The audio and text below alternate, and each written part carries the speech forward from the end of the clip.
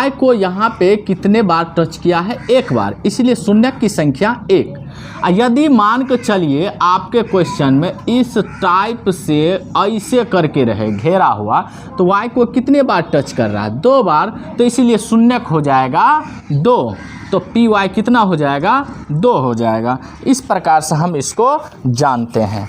चलिए आप समझ गए होंगे कि जैसे ही दिया रहे, यदि ऐसे दिया रहे तो y को एक बार टच किया तो शून्य की संख्या 1, और इस प्रकार से दिया रहे, ऐसे दिया रहे तो y को कितने बार ये y को एक बार भी टच नहीं कर रहा है, तो y का शून्य की संख्या 0 हो जाएगा, 0 हो जाएगा।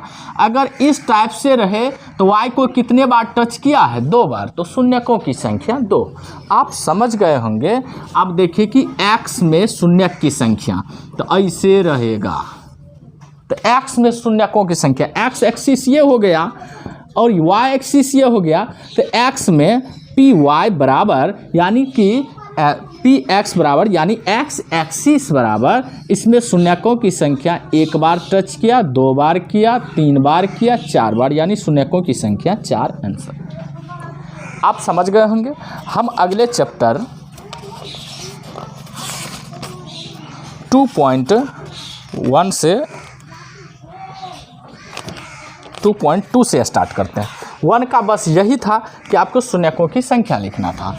ये द्विघात बहुपद का याद करना है। द्विघात बहुपद मतलब होता है कि उसमें चर पे पावर कितना रहेगा? 2, और त्रिघात का मतलब होता है चर पे पावर बड़ा से बड़ा 3 होगा। तो जैसे कि यहाँ देखिए x² - 2x - 8 है, यानी ये क्या है? सबसे बड़ा पावर 2 है, इसीलिए इसे कहेंगे हम लोग द्विघात बहुपद। अब इसका शून्यक पहले ज्ञात कर लेते हैं। तो शून्यक हम जो है 2 तरीका से ज्ञात करते हैं, एक गुणनखंड की तरीका से और दूसरा मूल की तरीका से। तो बेहतर रहेगा कि इसमें मूल ज्ञात कर लें। तो हम पहले a छाटेंगे, तो जो बड़ा पावर का पहला अंक होता कुछ नहीं है, मतलब क्या? 1 है, तो 1 ले लेंगे। b बराबर इस चर के पहला -2 और c बराबर -8, जो इसका गुणांक होगा वही हो जाएगा ABC। चलिए इसमें निकालना हमको है कि मूल का फॉर्मूला होता है -b +-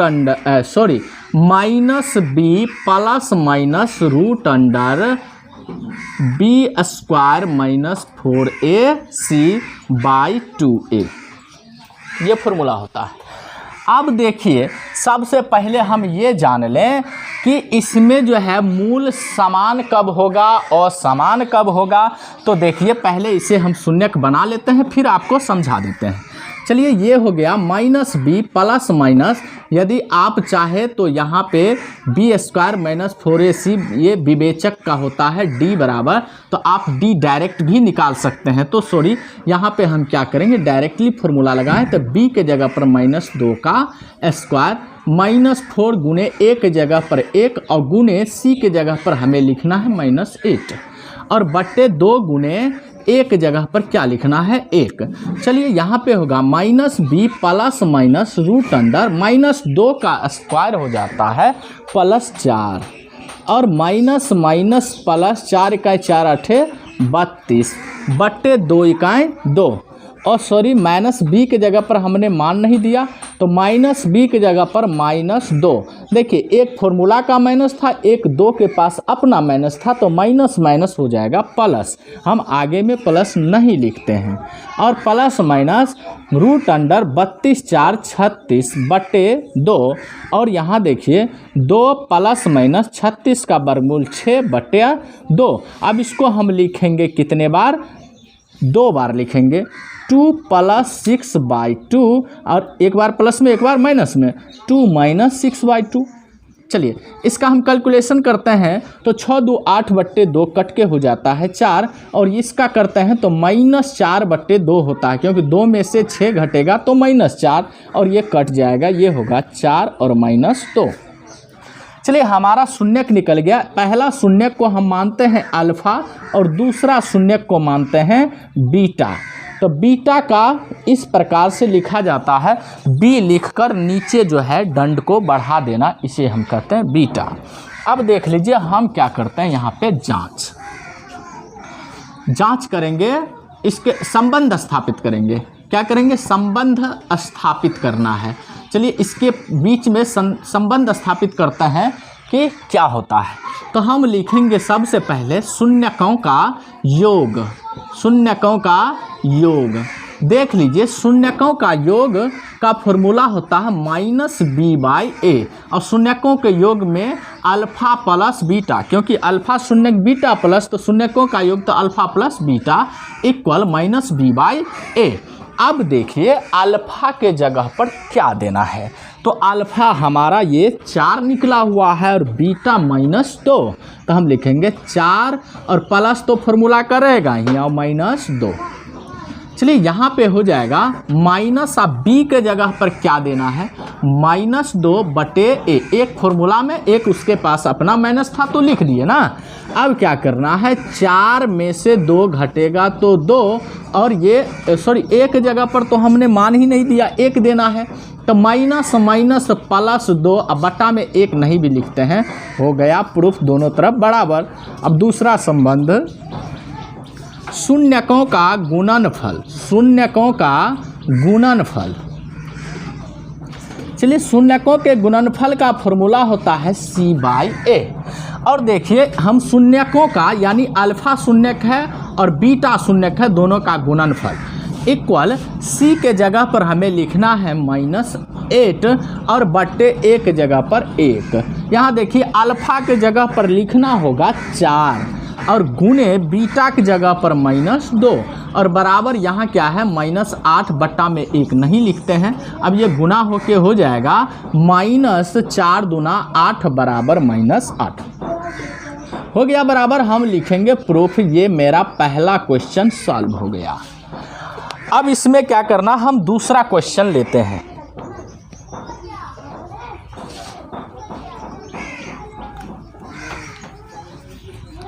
चलिए दूसरा क्वेश्चन है इसका 4s² -4s + 1। देखिए इसमें हम लिखेंगे a बराबर 4 और b बराबर -4 और c बराबर 1, और सेम टू सेम जैसे बनाए थे वैसे ही बनाएंगे। सबसे पहले तो हमें क्या करना है, इसका मूल यानी कि शून्यक निकलेगा या नहीं निकलेगा उसका जांच कर लेते हैं। अभी समझते हुए आगे बढ़ेंगे। तो इसमें क्या करेंगे, हम सबसे पहले निकालेंगे d और इसका फॉर्मूला होता b² -4ac। b के जगह पर हमको लिखना है -4 का स्क्वायर और -4 गुने a के जगह पर लिखना है 4 और c के जगह पर 1। तो ये हो जाएगा -4 का स्क्वायर 16 और -4 चौके 16 इकाई 16, घट के हो जाएगा ये 0। घट के कितना हो गया 0। तो जब 0 आ जाए d का मान तो हम क्या समझते हैं, इससे हम समझते हैं कि इसकी वास्तविक मूल होगा और मूल क्या निकलेगा, समान। तो इसका 3 क्वेश्चन है, वास्तविक मूल और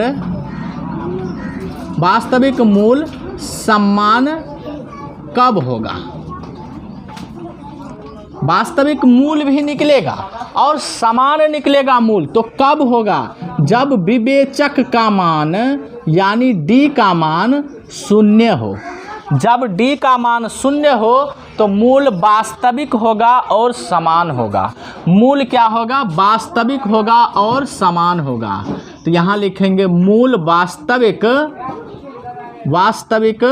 और समान होगा। चलिए अगला क्वेश्चन है, मूल वास्तविक और असमान कब होगा।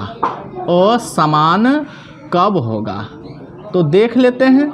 इसमें जैसा कि हमने इस पिछला क्वेश्चन जो बनाया है तो मूल दोनों अलग अलग लिखना, -4 और -2। तो उसका ये रीज़न है कि विवेचक का मान 0 से बड़ा आया था। विवेचक का मान 0 से बड़ा आया था, तो d > 0 यानी कि 0 से बड़ा डी का मान निकलेगा, विवेचक का मान, तब होगा मूल वास्तविक और असमान, यानी कि मूल समान नहीं होगा। और दूसरा है मूल वास्तविक कब नहीं होगा, वास्तविक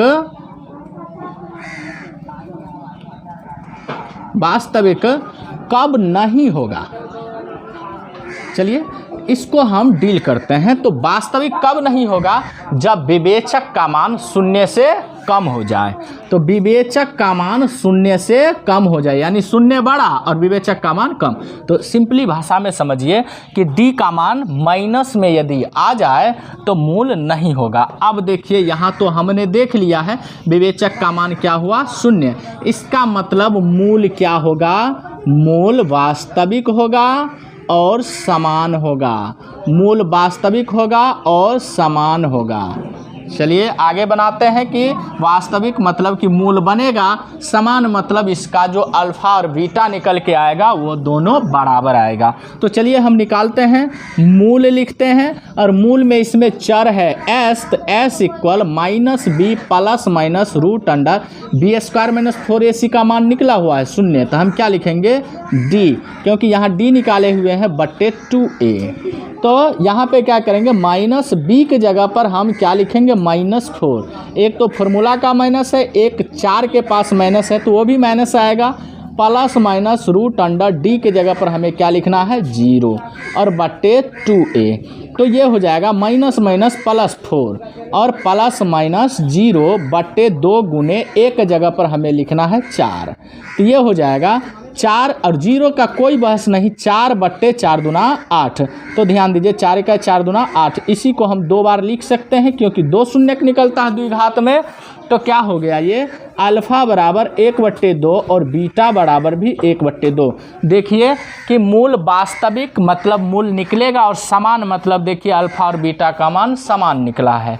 तो आप ये समझ गए, जब मूल वास्तविक और समान होगा तो इसकी फॉर्मूला होगा, मूल बराबर फॉर्मूला होगा -b/2a, बाकी सबका फॉर्मूला बनेगा। जैसे कि देखिए यहाँ 0 के रहने या नहीं रहने से कोई फ़र्क नहीं पड़ता, तो केवल -b/2a का ही मान निकला है। तो देख लीजिए अब क्या करेंगे कि इसके बीच में संबंध लिखेंगे, ये आपके लिए इम्पोर्टेंट है, एग्जाम में पूछता है। तो संबंध स्थापित करते हैं, संबंध स्थापित करने के लिए हम पहला क्या लिखते हैं कि शून्यकों का योग इक्वल -b/a। तो यहाँ क्या लिखेंगे, अल्फ़ा प्लस बीटा बराबर -b/a। अल्फ़ा के जगह पर 1/2 और प्लस 1/2 बराबर माइनस, और b का मान है -4 बटे a का मान है 4। तो हम क्या करेंगे, यहाँ लिखेंगे कि 2 का एलसीएम 2, 1 प्लस 1 बराबर माइनस प्लस 4/4। ये कट के हो जाएगा 1 और यहाँ भी हो जाएगा 1 2/2 बराबर 1, ये कट जाएगा 1 तो 1 बराबर 1। लीजिए ये हो गया प्रूफ। अगला है शून्यकों का गुणनफल। शून्यकों का गुणनफल का फॉर्मूला होता है c/a। यहाँ लिखेंगे अल्फ़ा इंटू बीटा बराबर c/a। अल्फ़ा के जगह पर क्या लिखना है, 1/2 और गुने बीटा के जगह पर भी 1/2 और बराबर c के जगह पर हमको लिखना है 1 और बट्टा 1 जगह पर लिखना है 4। तो यहाँ हो जाएगा 1 इकाई 1, 2 दूना 4 बराबर 1/4। देखिए हमारा दूसरा क्वेश्चन भी सॉल्व हो गया और इसे भी हम समझ लिए। तो बताइएगा आप लोग कि जब विवेचक का मान शून्य हो तो मूल क्या होगा। जब विवेचक का मान शून्य हो तो मूल वास्तविक और असमान होगा। ये एग्जाम में पूछता है क्वेश्चन। जब विवेचक का मान शून्य से बड़ा हो, बड़ा मतलब प्लस में हो, तो बड़ा हो तो उसे हम क्या कहेंगे कि मूल वास्तविक होगा लेकिन असमान होगा, यानी कि अल्फ़ा बीटा का मान दोनों का मान अलग अलग होगा, समान नहीं होगा। जब विवेचक का मान शून्य से कम हो यानी कि माइनस में हो तो मूल नहीं निकलेगा, वास्तविक मूल नहीं होगा। चलिए हम अगले क्वेश्चन देखते हैं, जैसे कि आप खुद से बना लीजिएगा। तीसरा नंबर का क्वेश्चन है कि 6x² -3 -7x। देखिए आपको देखने से क्या लग रहा है कि ये जो है क्वेश्चन थोड़ी उल्टा है, तो इसे हम सीधा करेंगे। 6x², देखिए पावर के अकॉर्डिंग हमें इसे लिखना होता है, तो पावर यहाँ 2 है, यहाँ पावर 1 और इसकी पावर 0 है, तो पहले एक पावर वाला लिखिए ना -7x, इसके बाद -3। चलिए इसी प्रकार से सेम टू